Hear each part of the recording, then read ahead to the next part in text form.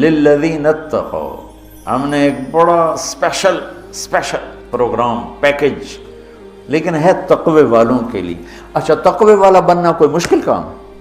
یہ کوئی ایسی آسمانی چیز ہے، آفاقی چیز ہے؟ قرآن کا پہلا صفحہ دیکھو، کتنا آسان کام ہے تقوی والا بننا۔ ہدی للمتقین، یہ ہدایت ہے تقوی والوں کے لیے۔ کون ہوتے ہیں؟ الذین یؤمنون بالغیب، جو غیب پہ ایمان لاتے ہیں۔ تو ہم سب غیب پہ ایمان لائے ہوئے ہیں نا۔ ویقیمون الصلاۃ، اور نماز پڑھتے ہیں۔ تو ہم نماز پڑھتے ہیں نا۔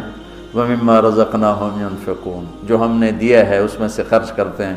تو کوئی خرچ کرتے تو ہوگے نا، مولوی ہوتا تو بخیل ہے، تو چلو کوئی تھوڑا بہت تو خرچ کرتے ہوگے نا۔ والذین یؤمنون بما انزل الیک، جو قرآن پہ ایمان لائے۔ وما انزل من قبلک، جو تورات زبور انجیل پہ ایمان لائے۔ بتاؤ اس میں سے کون سی مشکل ہے؟ ایمان لانے میں پھر ساری شرطیں آ جائیں گی نا۔